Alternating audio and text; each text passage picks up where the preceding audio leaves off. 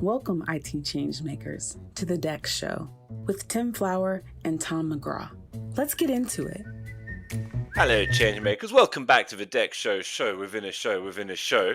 You know what it is. It's those episodes of Reality Bytes where we get to speak to fascinating fellow Nexthinkers.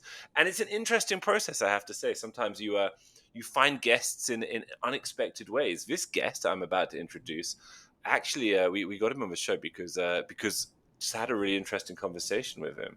And I thought he had a really unusual and interesting role. His name is Nicolo Raffaele, Head of Corporate Development here at Nexthink. Nicolo, how did I do with your name there? Was that okay? Was it acceptable? Well, for the UK standard, you did exceptionally well.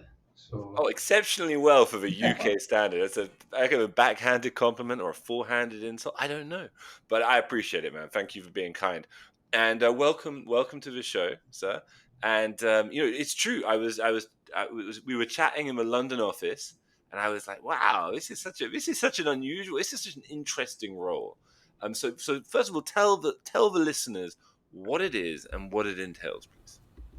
well, I mean, first of all, excited to be here. Sorry, Very I have good. to say I had written it down. So, but look, yes, head of corporate development, which entails many things here at Nexthink. I think more than in other companies. But basically, what I deal with is our M&A strategy, which I think is great news because it means that we are ambitious, we're trying to grow, but also given what I see outside in the market, also to inform, call it product strategy. So what we can do with our product, with what I see, whether it's competitors, new businesses, cool stuff to add in.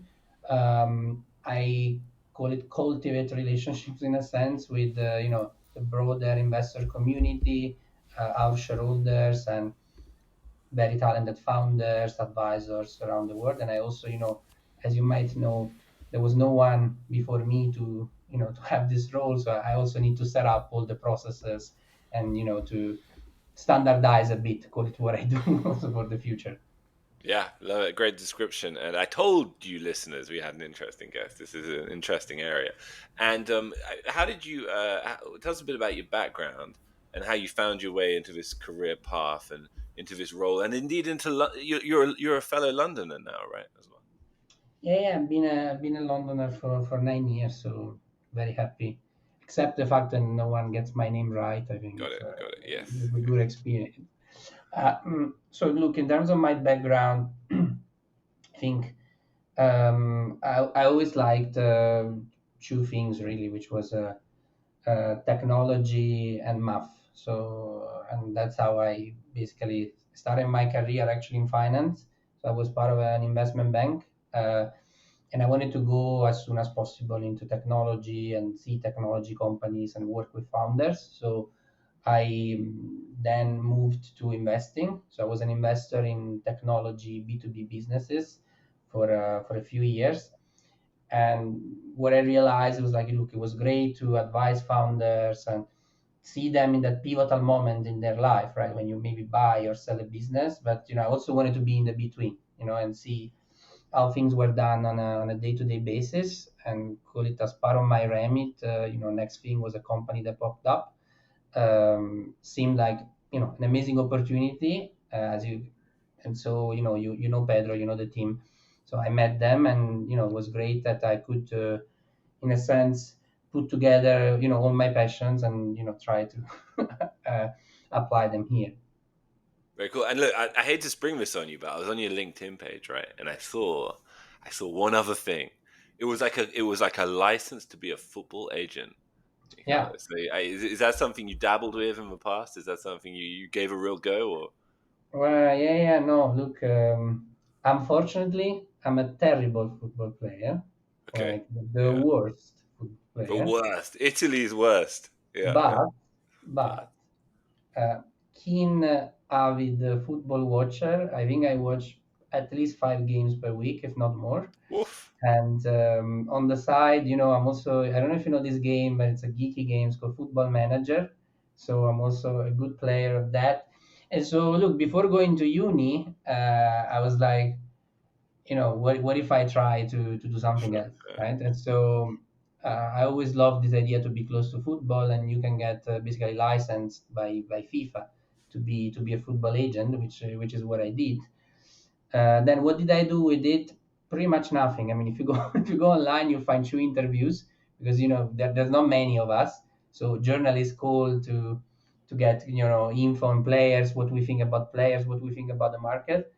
But no, definitely great. And who knows? Maybe in 10 years I'll become an agent. Who knows?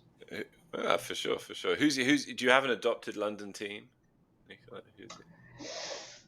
Yes, I used to live in Chelsea for quite a while, and I was close to the stadium. So I have to say Chelsea, and you know, yes, I root for Inter Milan, and Jose Mourinho used to be Chelsea coach. Then he came with us. We won the treble with him, so definitely was close to my heart. And he wasn't a very good footballer either, back in the day. So True, as a model of someone you get into the game without having the the true, actual skill with your feet. It was true, right? He wasn't. That wasn't his thing. He was the. Yeah. Today it looks like it's not his thing again. Right. Yeah. But there's a few yes that don't come from the traditional football path. But we digress. There's a good digression. That's interesting to know. But let's get back to where you work now, which is also very interesting. I would call it that intersection of strategy, finance, and product innovation. And just to get into that a little bit, how do you differentiate between, let's say, short-term market noise and the long-term industry shifts that truly matter? And I guess this gets to the essence of you being successful in your role, right? Yeah, no, it's a great question. So I need to think of an answer. All right, okay, pause it for a minute. In general, um, I think I'm very fortunate because I come at a time which is great for this company and for the industry more broadly, right? So we had Gartner and Forrester Gartner to publish the Magic Quadrant. We are in a very, call it, enviable, but also a position that we need to keep, which is the one of the clear leader in the space, which means that already a lot of noise, has been settled, and there is a clear direction in what we're doing, right? So this is the first one. So call it double down on what we're doing. We know is gonna have a lasting success for us.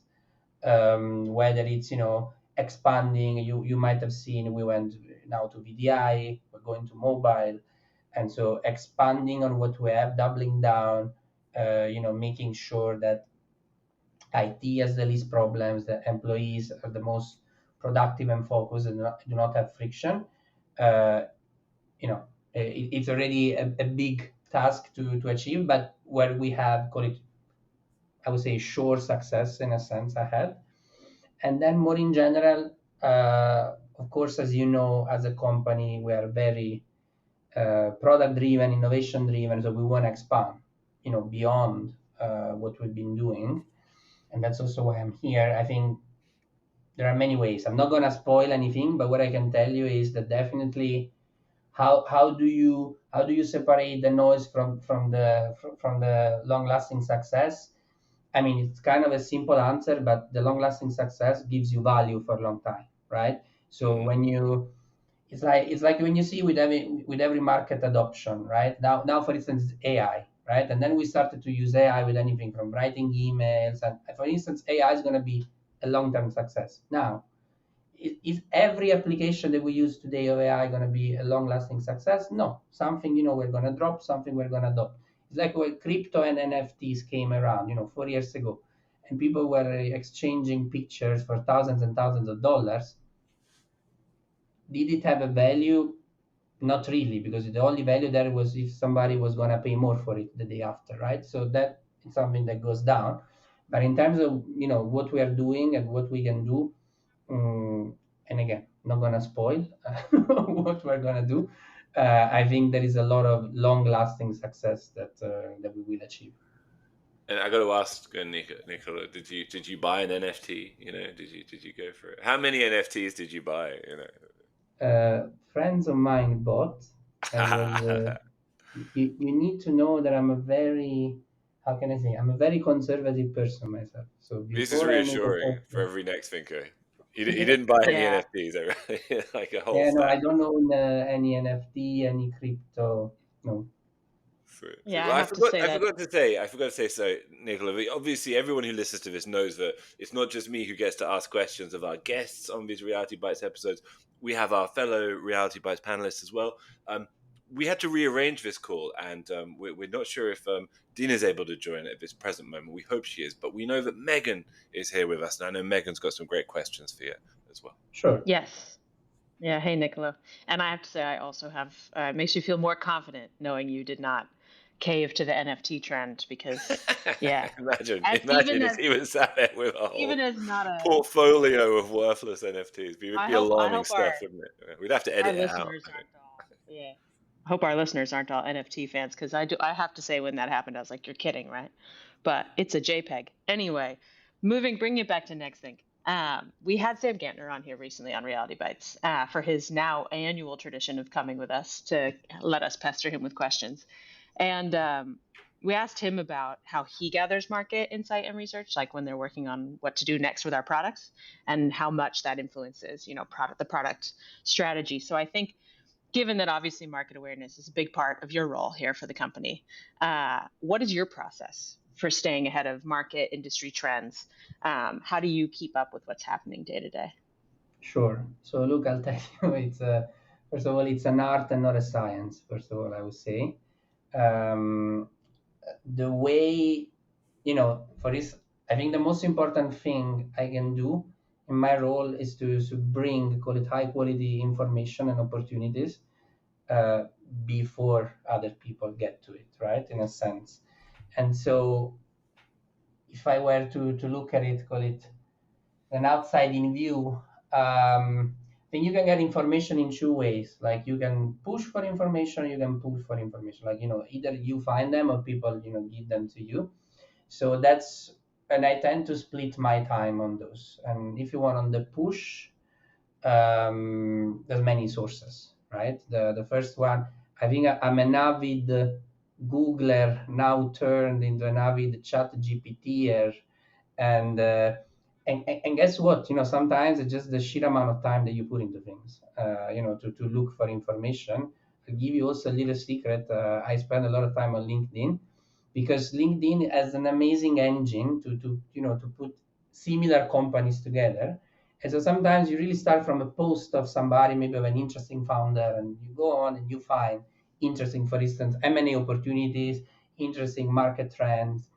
And one thing that by the way, also in this, that I tend to be quite focused in what I search, for instance, for us in terms of new opportunities, but I love to have a little bit of serendipity, because sometimes, the best things actually they come, from not looking exactly, in one direction. And these are the stuff that you get that other people don't get. So I tend to put a little bit of randomness in any search I do. I read a lot, obviously, whether you have publications like Garner, obviously, are super helpful for my job. The problem I have though is because it's such high quality information and it's so vetted, is that I read it, but it means everybody else in our market reads it, right? So that doesn't give me really a competitive advantage, but it gives me, an opportunity to see what's great and what very intelligent people think is going to happen, for instance, in our sector. And then the third one, and probably the most important one, is connections, connections, connections. It's like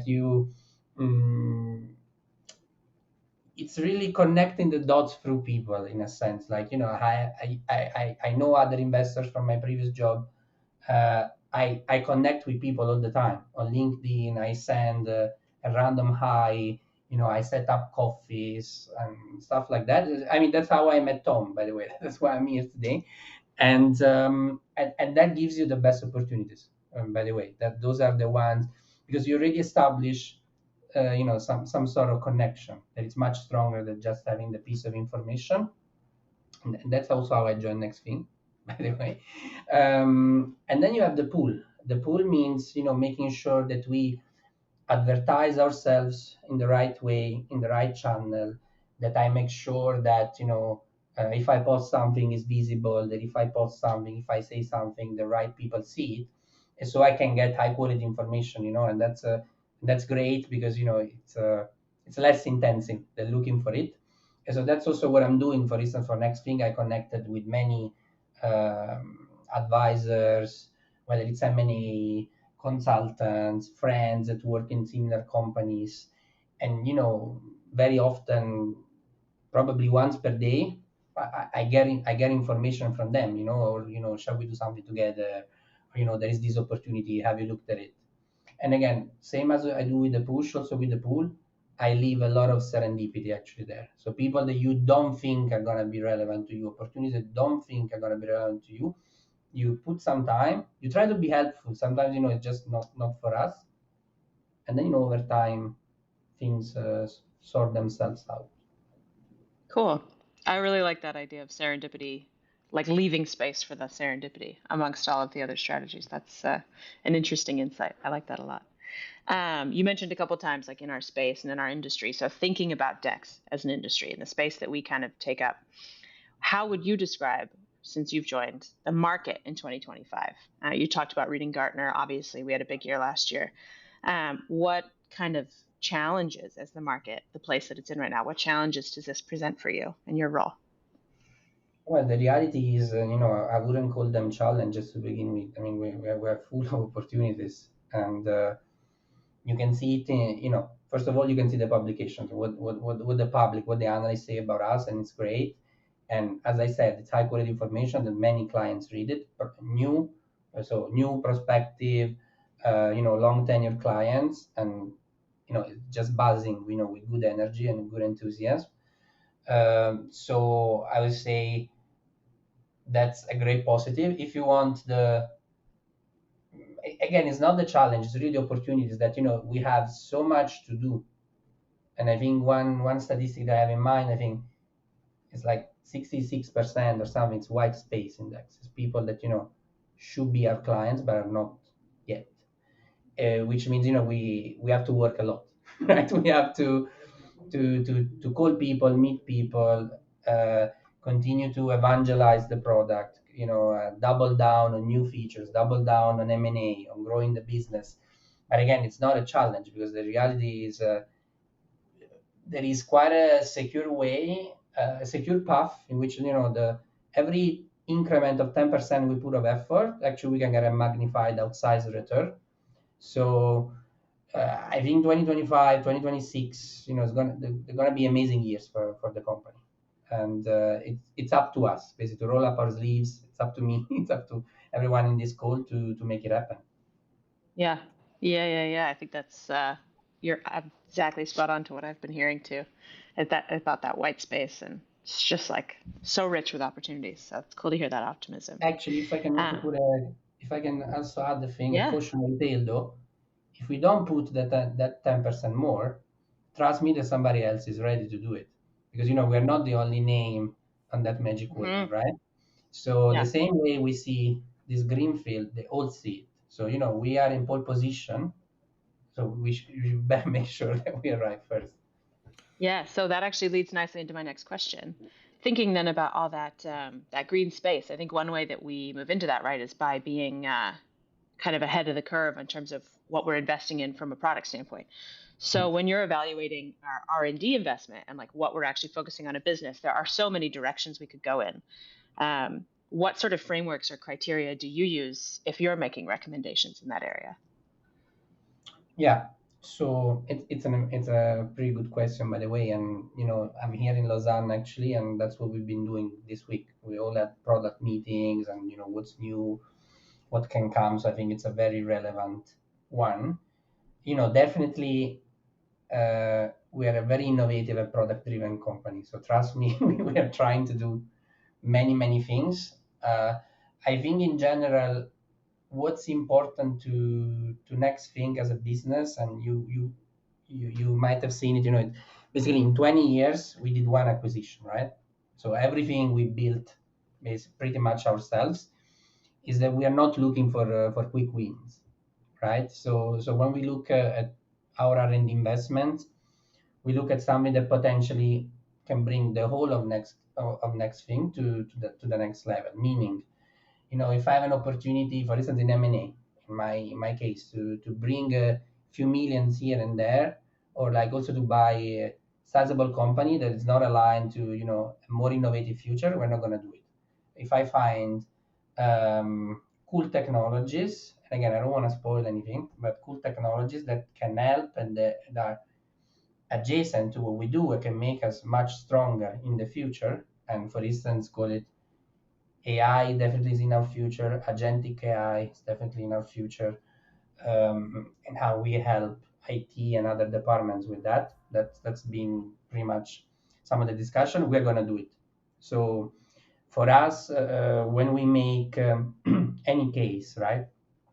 It's like, do we buy, do we make, for instance, or do we not do it, right? So, but once we decide that we do something, first of all, we are very, very competent people in the company, and I'm grateful for the opportunity to speak to such uh, intelligent people, I have to say, that develop great things. So I think if there is a Nexthink way to do things, we first try to make it ourselves. But definitely there are many other cool, intelligent founders out there that would benefit from what we built, and for us to really accelerate. Uh, I know I've answered, but I've also not answered. In reality, all I'm saying is that again, when we look at how we spend, we wanna build a big, bold business in the next few years. So we don't take any quick wins. I love Well, that vision.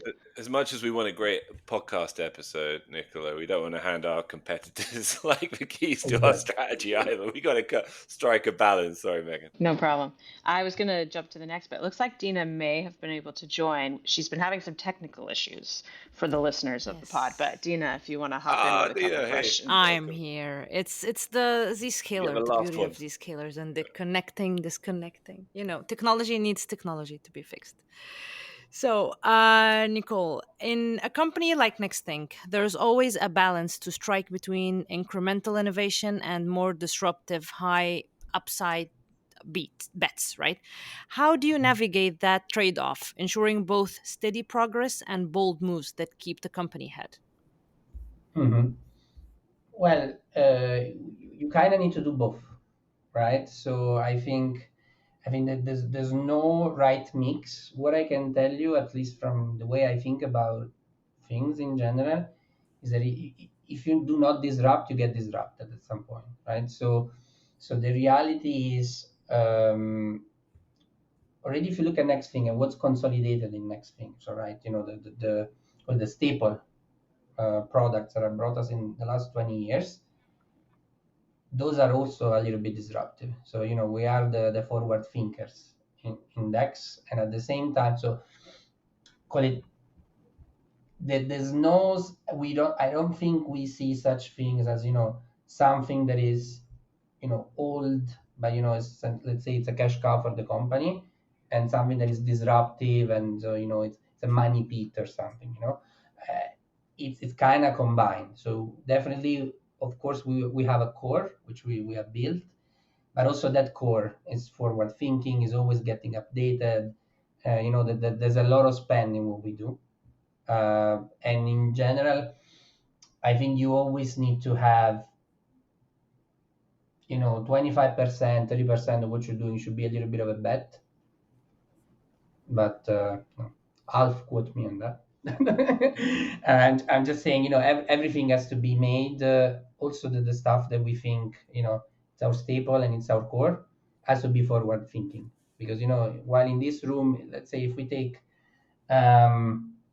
good pride, and if we are content with what we're doing, again, there are people out there that are ready to disrupt us, right? So that's what I think should be the mentality. True. And lastly, what do you like most about your job, and what is its biggest challenge? Well, that's a great one. I would say what I love the most is I don't know how to put it in English. Let me think about it. I want to say is the responsibility in a sense, but not. It's kind of, there is a lot to do.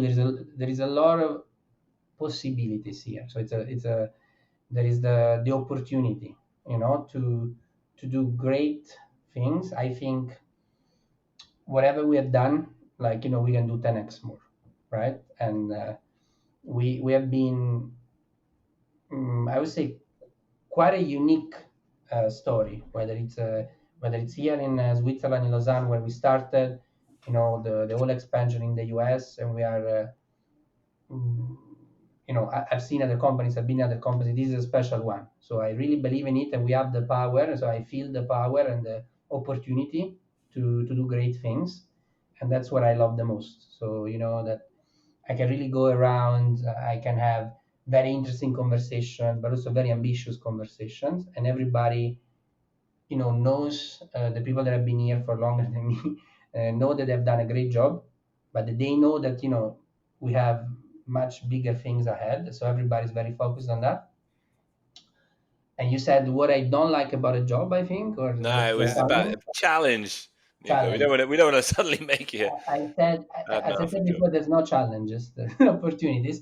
But no, the reality is, on the opposite side, I also feel a lot the responsibility again to make it happen, because I do think that the opportunity is amazing. And so, I'm really spending.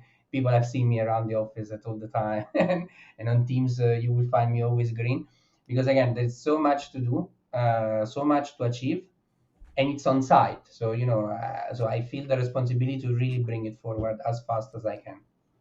Yeah, absolutely. Listen, it was a small crew today for various reasons. I'm glad you could join us at VMware, Dina. But lucky us, mate, because that was really one of the most enjoyable and insightful Reality Bytes I have the privilege to record. It was a lot of fun to hear about your role, Nicolo, and best of luck with all that responsibility, man. We're looking forward to seeing the direction we take in the coming years.